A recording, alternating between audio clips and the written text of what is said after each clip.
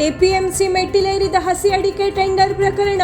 ವ್ಯಾಪಾರಸ್ಥರ ಜೊತೆ ಗುರುವಾರ ಸಭೆ ನಡೆಸಿದ ಎಪಿಎಂಸಿ ಆಡಳಿತಾಧಿಕಾರಿ. ವ್ಯಾಪಾರಸ್ಥರ ಆಗ್ರಹ ಆಲಿಸಿ ಮನವಿ ಸ್ವೀಕರಿಸಿದ ಅಧಿಕಾರಿ. ಟಿಎಸ್ಎಸ್ ಆಡಳಿತ ಮಂಡಳಿ ಹಾಗೂ ವ್ಯಾಪಾರಸ್ಥರ ನಡುವಿನ ಗಲಾಟೆ ಹಿನ್ನೆಲೆ ಟಿಎಸ್ಎಸ್ನಲ್ಲಿ ಟೆಂಡರ್ ಬೈಕಾಟ್ ಮಾಡಿದ್ದ ವ್ಯಾಪಾರಸ್ಥರು. ಇರುವಂತಹ ಹಸಿ ಅಡಿಕೆ ಈಗ 6,000 ರೂಪಾಯಿಗೆ ಹೋಗಿದೆ. ಇದರಲ್ಲಿ ನಮಗೆ 11% 12% ಜಿಂಕ್ ಬರುವುದರಿಂದ ನಾವು ಅದಕ್ಕೂ ಸಹ ದುಡ್ಡು ಕೊಡಬೇಕು. ನಂತರ ಇವರು ವಿಧಿಸುವಂತಹ ಕಮಿಷನ್ನು ಸಹ ಆ ಜಿಂಗಿನ ವೇಸ್ಟ್ ಮೇಲೆ ನಾವು ಕೊಡುವಂಥದ್ದು ಬರ್ತಾ ಇದೆ. ಈ ರೀತಿ ವ್ಯಾಪಾರ ಪ್ರಕ್ರಿಯೆ ನಡೆದಾಗ ಇಲ್ಲಿ ಎಲ್ಲರ ಹಿತ ಕಾಯುವಂಥ ಒಂದು ಸೌಜನ್ಯ ಸಂಸ್ಥೆಗಳಿಗೂ ಬೇಕು, ಸಾರ್ವಜನಿಕರಿಗೂ ಬೇಕು. ಇದನ್ನೇ ನಿರ್ವಹಣೆ ಮಾಡ್ತಾ ಇರುವಂತಹ ಕೃಷಿ ಉತ್ಪನ್ನ ಮಾರುಕಟ್ಟೆಗಳಿಗೂ ಆಡಳಿತಾಧಿಕಾರಿಯವರಿಗೆ ಈ ಮನವಿಯನ್ನು ಕೊಡಲಿಕ್ಕೆ ಬಂದಿದೆ. ಅವರು ನಮಗೆ ನೇರವಾಗಿ ಸ್ಪಂದಿಸಿದರು ಮತ್ತು ನಮಗೂ ಸಹ ಒಂದು ಕೆಲವಷ್ಟು ಮಾರ್ಗದರ್ಶನ ಕೊಟ್ಟರು. ಅದು ಅತ್ಯುತ್ತಮ ಅಂತ ನಾನು ಭಾವಿಸ್ತೇನೆ. ಏಕೆಂದರೆ ನೀವು ಒಂದು ರಿಜಿಸ್ಟರ್ಡ್ ಖರೀದಿದಾರರಾಗಿ ಖರೀದಿ ಮಾಡಿದಾಗ ನಿಮಗೆ ಸಿಗುವಂಥ ವ್ಯವಸ್ಥೆ ಹಾಗೂ ನಿಮಗೆ ಸಿಗುವಂಥ ಭದ್ರತೆ ಮತ್ತು ನಿಮಗೆ ಆಗುವಂಥ ಅನಾನುಕೂಲತೆಗಳನ್ನು ತೋಡಿಕೊಳ್ಳಿಕ್ಕೆ ಇರುವಂಥ ಒಂದು ಮೀಡಿಯೇಟರ್ ಆಗಿ ಕೆಲಸ ಮಾಡುವಂಥ ಕೃಷಿ ಉತ್ಪನ್ನ ಮಾರುಕಟ್ಟೆಗೂ ಸಹ ಅದು ಸಹಕಾರ ಆಗ್ತದೆ. ಆದ್ದರಿಂದ ಇವತ್ತು ನಮ್ಮ ಈ ಬೇಡಿಕೆಗಳನ್ನು ಅವ್ರ ಮುಂದೆ ಇಡಲಿಕ್ಕೆ ನಾನು ಇಚ್ಛೆ ಪಡ್ತೇನೆ. ಒಂದನೇದಾಗಿ ನಾವು ನಮ್ಮ ವತಿಯಿಂದ ನಾವು ಸಾಂಘಿಕವಾಗಿ ಏನು ಸಮೂಹವನ್ನು ಸೇರಿದ್ದೇವೆ. ಒಂದು 250 ವ್ಯಾಪಾರಸ್ಥರು ನಾವು ತಾಲೂಕಾ ಮಟ್ಟದಲ್ಲಿ ಸೇರಿಕೊಂಡಿದ್ದೇವೆ. ಅವರು ರೈತರು ಸಹ ಹೌದು. ಹಾಗಾಗಿ ಇವರು ಯಾರು ನೀವು ಟೆಂಡರ್ ಬರೀತೀರೋ ಅವರಿಗೆಲ್ಲ ನಾನು ಒಂದು ರಿಕ್ವೆಸ್ಟ್ ಮಾಡೋದೇನೆಂದರೆ ಎಲ್ಲರೂ ಒಂದು ರಿಜಿಸ್ಟ್ರೇಷನ್ ಎಪಿಎಂಸಿ ಅಡಿಯಲ್ಲಿ ಮಾಡ್ಕೊಳ್ಳಿ. ಇದಕ್ಕೆ ನಿಮ್ಮ ಕಬೂಲ್ ಇದೆಯಾ ಇಲ್ಲ ಅಂತ ಸ್ಪಷ್ಟಪಡಿಸಿ. ಹಾಂ, ಒಂದು. ಎರಡನೇದಾಗಿ ಅವರ ಒಂದು ಸಮಸ್ಯೆಗಳಿಗೆ ನಾವು ಪರಿಹಾರ ಕಂಡುಕೊಂಡಾಗ, ಇನ್ನು ಎರಡನೇ ಸಮಸ್ಯೆ ಅಂತಂದರೆ ಪಾರದರ್ಶಕತೆಯಲ್ಲಿ ಅವ್ರು ಏನು ಮಾಡಬೇಕು ಅನ್ನೋದು ಅವರ ಕಾನೂನಿನಡಿಯಲ್ಲಿ ಅವ್ರು ಮಾಡೇ ಮಾಡ್ತಾರೆ. ಆ ನಂಬಿಕೆ ನಮಗಿದೆ. ಮೂರನೇ ವಿಚಾರ ಅಂತ ಹೇಳಿದರೆ, ನಮಗೆ ಈ ಕಮಿಷನ್ ವ್ಯವಹಾರ ನಾವು ಯಾರಿಗೆ ಕೊಡ್ತಾ ಇದ್ದೇವೆ, ಎಷ್ಟು ಮಟ್ಟಿಗೆ ಕೊಡ್ತಾ ಇದ್ದೇವೆ, ಅದಕ್ಕೆ ಯಾವ ರೀತಿ ಸಲ್ತಾ ಇದೆ ಅನ್ನೋದು ನಾವೆಲ್ಲ ಇನ್ನೂ ನಮ್ಮ ಗಮನಕ್ಕೂ ಬರಲಿಲ್ಲ. ನಮಗೆ ಆ ರೀತಿಯ ಯಾವುದೇ ಒಂದು ಮಾಹಿತಿ ಸಹಿತ ನಮಗೆ ಸಿಗ್ತಾ ಇಲ್ಲ. ಆದರೆ ನಾವು ಯಾವ ರೈತ ಎಪಿಎಂಸಿಯ ಅಡಿಯಲ್ಲಿ ಅವರು ವ್ಯವಹಾರ ಮಾಡ್ತಾ ಇದ್ದಾರೆ ಆ ಮಾರುಕಟ್ಟೆ ಪ್ರಾಂಗಣಕ್ಕೆ ತಂದಾಗ ಅವರಿಗೆ ವಿಧಿಸುವಂಥ ದರಪಟ್ಟಿ ಏನು, ನಮಗೆ ಕೊಡ್ತಾ ಇರುವ ದರಪಟ್ಟಿ ಏನು, ನಮಗೂ ಸಹ ಅವರು 2 ವಿಭಾಗ ಮಾಡಿ ಹಾಕಿದ್ರು. ಒಂದು ಟೆಂಡರ್ ರೇಟ್, ಇನ್ನೊಂದು ಸೇಲ್ ರೇಟ್. ನಾನು ಇದು ನೀವು ಎಲ್ಲ ಬೋರ್ಡಲ್ಲೂ ನೀವು ಮೊನ್ನೆವರೆಗೆ ನೋಡಿದ್ದೀರಿ. ನಿನ್ನೆಯಿಂದ ಮಾತ್ರ ಚೇಂಜ್ ಆಗಿದೆ ಆ ದರಪಟ್ಟಿಗಳ ಕಾಲಮ್ಸ್. ಒಂದು ಟೆಂಡರ್ ರೇಟ್, ಇನ್ನೊಂದು ಸೇಲ್ ರೇಟ್. ಏನಿದ್ರ ಅರ್ಥ? ಇವತ್ತುವರೆಗೆ ನಾವು ಯಾರೂ ಪ್ರಶ್ನೆ ಮಾಡಲಿಲ್ಲ. ಟೆಂಡರ್ ರೇಟ್ ಯಾವುದು, ಸೇಲ್ ರೇಟ್ ಯಾವುದು? ಟೆಂಡರ್ ರೇಟು ಅಂದ್ರೆ ಅವ್ರು ಖರೀದಿ ಮಾಡೋದು, ಸೇಲ್ ರೇಟು ಅಂದ್ರೆ ನಾವು ತಗೊಂಡು ಹೋಗ್ತಾ ಇರೋದು. ಇದ್ರ ಮಧ್ಯಂತರ ಏನು ಗ್ಯಾಪ್ ಇದೆಯಲ್ಲ, ಕಮಿಷನ್, ಇದು ಎಲ್ಲಿಗೆ ಹೋಗ್ತದೆ? ಇದರೊಳಗೆ ಎಪಿಎಂಸಿ ಸೆಸ್ ಬಂತು ಅಥವಾ ಎಪಿಎಂಸಿದು ಏನಾದರೂ ಅಲ್ಲಿಯ ಮೂಲಭೂತ ಸೌಕರ್ಯ ಒದಗಿಸಲಿಕ್ಕೆ ಏನಾದರೂ ಎಪಿಎಂಸಿ ಅವರಿಗೆ ಸೇರಿತೋ? ಈ ಪ್ರಶ್ನೆ ಗೌಣವಾಗಿದೆ. ಹಾಗಾಗಿ ಇದಕ್ಕೂ ನಾವು ಉತ್ತರ ಕಂಡು ಹಿಡ್ಕೊಳ್ಳೋದು ಅನಿವಾರ್ಯತೆ ಅಂತ ನನಗನ್ನಿಸಿದೆ. ಇನ್ನೊಂದು ಅಂತಂದರೆ, ನಾವು ಯಾವುದೇ ಸಹಕಾರಿ ಸಂಘದ ಅಥವಾ ಸಹಕಾರಿ ತತ್ವದಲ್ಲಿ ಉತ್ತರ ಕನ್ನಡ ಜಿಲ್ಲೆ ಹೆಸರುವಾಸಿಯಾಗಿದೆ. ಇಲ್ಲಿ ಈಗೀಗ ಏನೋ ಬಣ ಅದು ಇದು ಯಾರೇ ಎದುರಿಗೆ ಅವ್ರಿಗೆ ಮಾತಾಡಿ ಒಂದು ವಯಸ್ಸು ರೇಸ್ ಮಾಡಿದರೆ ಅಥವಾ ಒಂದು ವಯಸ್ಸು ಮಾಡಿದ್ರೆ ಅದನ್ನು ಹತ್ತಿಕ್ಕೋ ಪ್ರಯತ್ನ ಆಗ್ತಾ ಇದೆ. ಬಿಟ್ಟರೆ ನೀನು ಅವ್ರಿಗೆ ಸಪೋರ್ಟ್ ಮಾಡಿದೀಯಾ, ಇವ್ರಿಗೆ ಸಪೋರ್ಟ್, ಅದು ಈ ಸಬ್ಜೆಕ್ಟಿಗೆ ಬರುವಂಥ ವಿಚಾರನೇ ಅಲ್ಲ. ಇದನ್ನು ಅವ್ರು ಪ್ರಸ್ತಾವನೆ ಸಹಿತ ಮಾಡಬಾರ್ದು. ಯಾಕೆಂದರೆ ನಾವು 10 ಓಟಿಂದ ಅವ್ನು ಗೆದ್ದು ಬಂದರೂ ನಮ್ಮೆಲ್ಲರ ಅಭ್ಯರ್ಥಿ, 10 ಓಟಿಂದ ಬಿದ್ದರೂ ಸಹ ಅವ್ನು ಸೋತ ಅಭ್ಯರ್ಥಿ, ಅವ್ನು ನಮ್ಮ ಅಭ್ಯರ್ಥಿ ಅಲ್ಲ ಅಂತ ಘೋಷಣೆ ಆಗ್ತದೆ. ಇದು ಎಪಿಎಂಸಿಯಲ್ಲಿಯೂ ಸಹ ಈ ಬಗ್ಗೆ ಡೈರೆಕ್ಷನ್ ಇದೆ. ಈ ಇಲೆಕ್ಷನ್ ಪ್ರಕ್ರಿಯೆಗಳ ಬಗ್ಗೆ ಇದೆಲ್ಲ ಬಗ್ಗೆ ಒಂದು ಡೈರೆಕ್ಷನ್ಸ್ ಇದೆ. ಬಟ್ ನಾನು ಇಲ್ಲಿ ಪ್ರಾಸ್ತಾವಿಕವಾಗಿ ಮಾತಾಡಲಿಕ್ಕೆ ಇಚ್ಛೆ ಪಡೋದಿಲ್ಲ. ಯಾಕೆಂದರೆ ಇದು ಒಂದು ಸಂಘದ ವಿರುದ್ಧ ಮಾತಾಡುವುದು ಅಥವಾ ಸಂಘದ ಹಿತದೃಷ್ಟಿಗೆ ಧಕ್ಕೆ ತರುವುದು ನಮ್ಮ ಉದ್ದೇಶ ಅಲ್ಲೇ ಅಲ್ಲ. ಆದ್ದರಿಂದ ಈ ನಮ್ಮೆಲ್ಲರ ಬೇಡಿಕೆಗಳನ್ನು ಎಪಿಎಂಸಿಯವರು ಆಡಳಿತಾಧಿಕಾರಿಗಳು ಈಗ ಸದ್ಯದಲ್ಲಿ ಬಗೆಹರಿಸ್ತಾರೆ ಅನ್ನೋ ವಿಶ್ವಾಸದಿಂದ ಈ ಕಮಿಷನ್ ವಿಚಾರ ಇರ್ಬೋದು, ಜಿಂಗ್ ರಹಿತ ತೂಕದ ವಿಚಾರ ಇರ್ಬೋದು, ಹಾಗೂ ಈ ನಿಕ್ಕಿ ತೂಕ ಮಾಡಿ ನಮಗೆ ಕಚ್ಚಾ ತೂಕ ಮತ್ತು ಪಕ್ಕಾ ತೂಕದ ವಿಚಾರ ಇರ್ಬೋದು. ಅದರಂತೆ ಚೆಕ್ಗಳ ಮೂಲಕ ಹಣವನ್ನು ಅವರು ಇದನ್ನು ಮಾಡ್ತಾ ಇದ್ದಾರೆ, ಯಾವುದು ಒಪ್ತಾ ಇಲ್ಲ. ಬಟ್ ನಮಗೆ instrument act very very clearly ಹೇಳ್ತದೆ.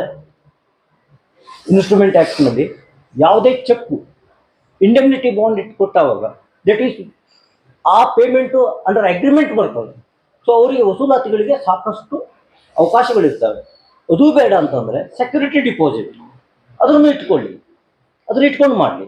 ನಾವೀಗ ಆಲ್ರೆಡಿ ಇದು ಯಾವುದಕ್ಕೂ ಹೊರತುಪಡಿಸಿದ್ರು ನಾವು 50,000ದಿಂದ 1,00,000 ಸೆಕ್ಯೂರಿಟಿ ಡಿಪಾಸಿಟ್ ಅಂತ TSSನಲ್ಲಿ ಇಟ್ಕೊಂಡಿದ್ದಾರೆ. ಬಟ್ TMSನವರು ಅದನ್ನು ಕೇಳಲಿಲ್ಲ, ಕದಂಬ ಸಂಸ್ಥೆಯವರು ಕೇಳಲಿಲ್ಲ. ಸ್ಪೆಷಲಿ ದೊಡ್ಡಣ್ಣ ಮಾತ್ರ ತಗೊಂಡಿದ್ದಾರೆ, ಸಣ್ಣವರು ಯಾರೂ ತಗೊಳ್ಳಿಲ್ಲ. ಇದ್ರ ಉದ್ದೇಶ ಏನು ಅಂತ ನಮ್ಗೆ ಕೇಳಿದಾಗ ಜಗಳ ಆಯಿತು. ಆಗ ಅವರು ನಮಗೆ ಒಂದು ಹಣೆಪಟ್ಟಿ ಕೊಟ್ಬಿಟ್ರು, ಇವರು ಸಂಘದ ವಿರೋಧಿಗಳು ಅಂತ. ನಾವು ನ್ಯಾಯ ಕೇಳಲಿಕ್ಕೆ ಹೋದವರೇ ಬಿಟ್ಟರೆ ನಾವು ಸಂಘದ ವಿರೋಧ ಮಾಡಲಿಕ್ಕೆ ಎಲ್ಲೋ ಹೋದವರಲ್ಲ. ನಮಗೆ ಅದಕ್ಕೆ ಸರಿಯಾದ ಪ್ರಶ್ನೆಗೆ ಉತ್ತರ ಸಿಗಲಿಲ್ಲ. ಹಾಗಾಗಿ ಈ ವಿಚಾರವನ್ನು ನಾವು ನಮ್ಮ ಕೃಷಿ ಉತ್ಪನ್ನ ಮಾರುಕಟ್ಟೆಯ ಈ ಕೋರ್ಟ್ ಅಂತ ನಾನು ಈಗ ಹೇಳಲಿಕ್ಕೆ ಇಷ್ಟಪಡ್ತೇನೆ. ಈ ವಿವಾದವನ್ನು ಸಹ ಅವರು ಬಗೆಹರಿಸ್ತಾರೆ ಅಂತ ನನಗೆ ನಂಬಿಕೆ ಇದೆ. ಆ ಬಗ್ಗೆ ಪ್ರಸ್ತಾವನೆಯಲ್ಲಿ ಅಷ್ಟು ಮಾತಾಡುವ ಅವಶ್ಯಕತೆ ಇಲ್ಲ, ಯಾಕೆಂದರೆ ಅವರಿಂದ ನಮಗೆ ತುಂಬ ಹರ್ಟ್ ಆಗಿದೆ.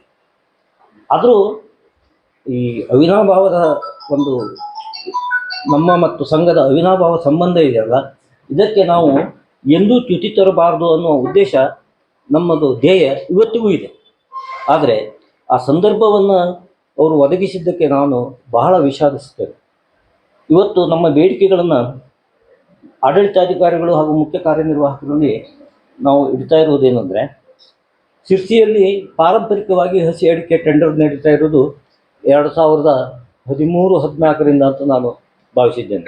ಆಗ ಕದಂಬದವರು ಮಾತ್ರ ಈ ಅಡಿಕೆಯನ್ನು ಕ್ವಿಂಟಲ್ ಲೆಕ್ಕದಲ್ಲಿ ತಂದು ಮಾರಾಟ ಮಾಡುವಂಥ ಒಂದು ಪದ್ಧತಿ ಇತ್ತು. ಆಗ ರೈತರು ಯಾರು ತಮಗೆ ಈ ಕೊಯ್ಲನ್ನು ಮಾಡಿ ಪೂರ್ತಿ ಸಂಸ್ಕರಣ ಮಾಡಲಿಕ್ಕೆ ಆಗೋದಿಲ್ವೋ ಅಂಥವರು ನೇರವಾಗಿ ಕದಂಬ ಸೊಸೈಟಿಗೆ ತರ್ತಿದ್ರು. ಅಲ್ಲಿ ಒಂದು ಕಚ್ಚಾ ತೂಕ ನಡೀತಿತ್ತು, ಹಾಗೂ ಅದನ್ನು ಟೆಂಡರ್ ಮುಖಾಂತರ ವಿಕ್ರಿ ಮಾಡ್ತಿದ್ರು. ವಿಕ್ರಿ ಮಾಡುವಾಗ ಪುನಃ ತೂಕ ಮಾಡಿ ಗಾಡಿಗೆ ಲೋಡ್ ಮಾಡಿಕೊಡ್ತಿದ್ರು. ಅಲ್ಲಿ ಏನೇ ಶಾರ್ಟೇಜ್ ಬರಲಿ ಅದು ಪಕ್ಕಾ ತೂಕ ಆಗಿ ನಮ್ಮ ವ್ಯಾಪಾರಸ್ಥರ ಕೈಗೆ ಸೇರ್ತಿದ್ರು. ಹಾಗಾದರೆ ಇಲ್ಲಿ ಒಂದು ಪ್ರಶ್ನೆ ಉದ್ಭವ ಆಯಿತು. ನಮ್ಮ ಗಮನಕ್ಕೆ ಬಂದಂಥದ್ದು, ಈ ವ್ಯಾಪಾರಸ್ಥರೆಲ್ಲ ಅಧಿಕೃತ ಕಾನೂನಿನಡಿಯಲ್ಲಿ ತಮ್ಮ ವ್ಯಾಪಾರಿ ಸಂಸ್ಥೆಗಳನ್ನು ಅಥವಾ ಇಂಡಿವಿಜುವಲ್ ಫರ್ಮನ್ನು ಮಾಡಿಕೊಂಡು ವ್ಯಾಪಾರ ಮಾಡ್ತಾ ಇದ್ದಾರೋ ಅನ್ನೋ ಪ್ರಶ್ನೆ ಬಂದಾಗ,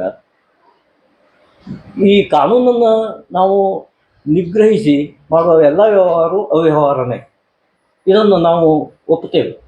ಆದರೆ ಇವರು ಈ ಸಂಘದವರು ಅಲ್ಲಿಯ ಸದಸ್ಯರುಗಳಿಗೆ ತಿರುಗಿ ಅದನ್ನು ಪ್ರೊಸೆಸ್ ಮಾಡಲಿಕ್ಕೆ ಕೊಡುವಂಥದ್ದೇನಿತ್ತಲ್ಲ, ನಾವು ಸಂಘದ ಅವಿನಾಭಾವ ಸಂಘದಿಂದ ಮನಸ್ಸಿನಿಂದ ಅದನ್ನು ಒಪ್ಪಿಕೊಂಡು ಮಾಡ್ತಿದ್ವಿ ವಿನಃ ಕಾನೂನನ್ನು ನಾವು ದೂರೀಕರಿಸಿ ಮಾಡುವಂಥ ವಿಚಾರ ಇಲ್ಲಿ ಸರ್ವತಾ ಇರಲಿಲ್ಲ. ಈಗ ಪ್ರಸ್ತುತ ಸಂದರ್ಭದಲ್ಲಿ ನಮ್ಮ ಎದುರಿಗೆ ಬಂದಿರೋದು, ನಾವು ಕಾನೂನಾತ್ಮಕವಾಗಿ ಈ ಖರೀದಿಯನ್ನು ಮಾಡಬೇಕು ಅನ್ನುವ ಮನೋಭಾವ, ಇಚ್ಛೆ ನಮ್ಮಲ್ಲಿ ಬಂದಿದೆ. ಹಾಗಾಗಿ ಮೊನ್ನೆ ಈ ಹಸಿ ಅಡಿಕೆ ತರುವಂತಹ ಈ ಎಲ್ಲ ಸಂಸ್ಥೆಗಳು ತಮ್ಮ ಹೆಸರಿನಲ್ಲಿ ಖರೀದಿ ಮಾಡಿ ನಮಗೆ ಲಾಟ್ ಮುಖೇನ ಟೆಂಡರ್ ಮೂಲಕ ಪುನಃ ವಿತರಣೆ ಮಾಡ್ತಾ ಇರುವಂಥದ್ದು, ಇದೂ ಸಹ ಕಾನೂನಿನ ವಿರುದ್ಧನೇ.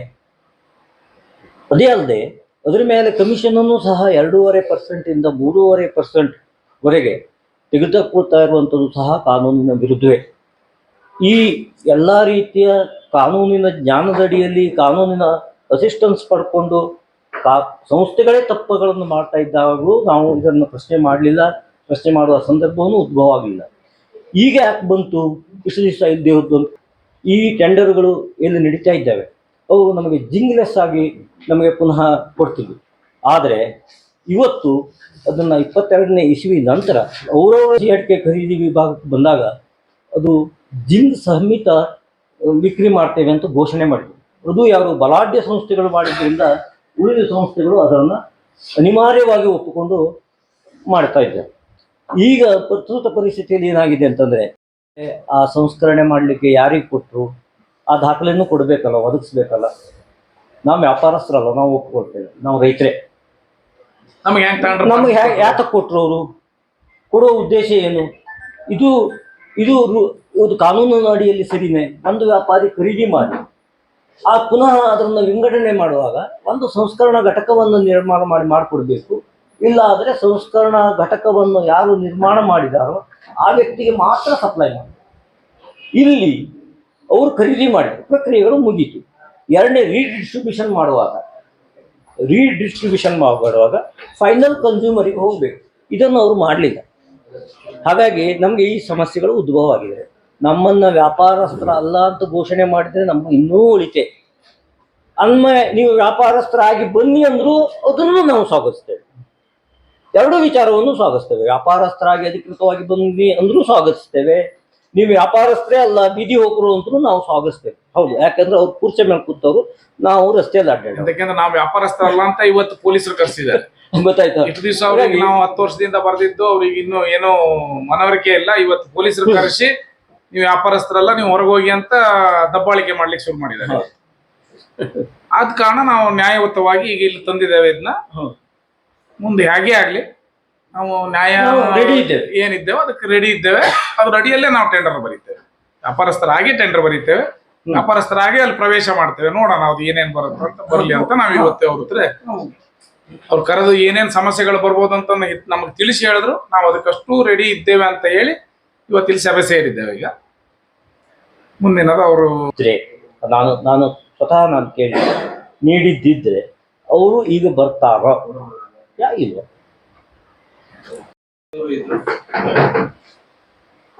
ನಿಮ್ಮ ಮತ್ತು ಸಂಘದ ನಡುವೆ ಅವಿನಾವಭಾವ ಸಂಬಂಧ ಇದೆ. ಆಗಿರ್ತಕ್ಕಂಥವ್ರು ನಿನ್ನೆ ತಂದಿದ್ದು ಸಂಪೂರ್ಣ ಇರಲಿಲ್ಲ ವಿಷಯ ಪತ್ರ. ಇದು ಅವ್ರು ಕೊಟ್ಟಂತ ಮನವಿ ಪತ್ರದಲ್ಲಿ ಬೇರೆ ತರ್ತೀವಿ ಅಂದ್ರು. ಇಲ್ಲ, ನೀವು ನನಗೆ ಕೊಟ್ಟಿದ್ದೀರಿ, ನಾನು ರಿಸೀವ್ ಮಾಡಿದ್ದೇನೆ, ಮತ್ತೆ ನಾಳೆ ಬರ್ತೀವಿ ಸರ್ ಅಂತಂದ್ರೆ ಆಯ್ತು. ನಾಳೆ ನಿಮ್ ಟೈಮ್ ಯಾವ ಟೈಮ್ ಕೊಡ್ತೀವಿ, ನಿಮ್ ಟೈಮಿಗೆ ಬನ್ನಿ, ನಾನು ಇರ್ತೇನೆ. 11 ಬರ್ತೀವಿ ಸರ್. ನಾವು ನಿಮ್ಮ ಮನವಿಯನ್ನ, ನಿಮ್ಮ ಅಭಿಪ್ರಾಯಗಳನ್ನ, ಅನಿಸಿಕೆಗಳನ್ನ, ನಮ್ಮ ಅಹವಾಲುಗಳನ್ನ ಕೇಳಿದಾಗ ಯಾರನ್ನ ಕರೀಬೇಕು, ಯಾರನ್ನ ಬಿಡ್ಬೇಕು ಅನಂತರದಲ್ಲಿ ನಿರ್ಧಾರಣೆ ಆಗ್ತಕ್ಕಂಥ ಒಂದು ಪ್ರಸಂಗ. ನಾವು ನಿನ್ನೆ ಹೇಳಿದ್ದು, ನಿಮ್ಮ ಪ್ರತಿನಿಧಿಯವರಿದ್ದಾರೆ, ಅವರ ಮೇಲೆ ಇವರ ಮೇಲೆ ನನ್ನ ಮುಂದೆ ಮಾತನಾಡುವ ಅವಶ್ಯಕತೆ ಇಲ್ಲ ಅಂತ ಹೇಳಿದ್ರೆ ಅದು ಮಾಡಬೇಡಿ.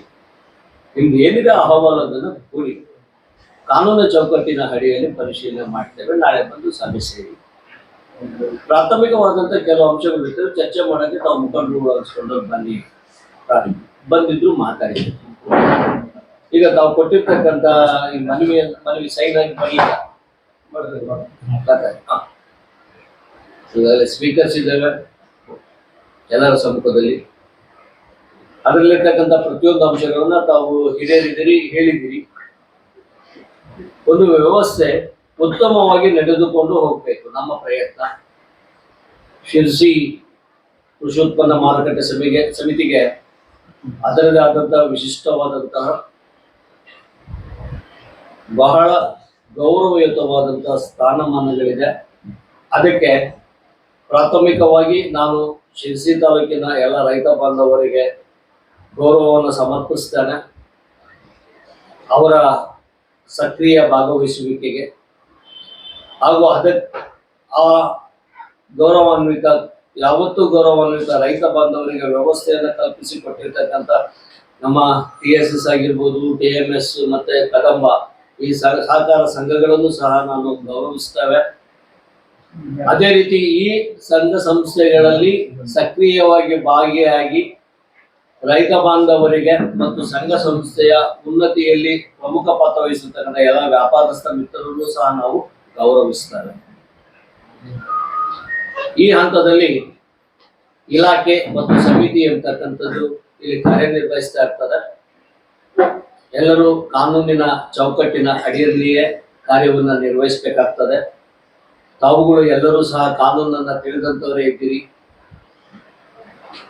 APMC ಈ ಭಾಗದಲ್ಲಿ ಮತ್ತು ಸಂಘ ಸಂಸ್ಥೆಗಳು ಈ ಭಾಗದಲ್ಲಿ ಎಲ್ಲರ ಜೀವನದಲ್ಲಿಯೂ ಹಾಸು ಹೊಕ್ಕಾಗಿದೆ. ಅವಿನಾವ ಭಾವ ಸಂಬಂಧ ಅಂತ ನಾವು ಏನು ಹೇಳ್ತೇವೆ ಇಲ್ಲಿ ಮೈಗೂಡಿಸಿಕೊಂಡು ಹೋಗಿದೆ. ನನ್ನ ಪ್ರಾಮಾಣಿಕ ಪ್ರಯತ್ನ, ನಾನು ಮತ್ತು ನನ್ನ ಸಿಬ್ಬಂದಿಗಳ ಪರವಾಗಿ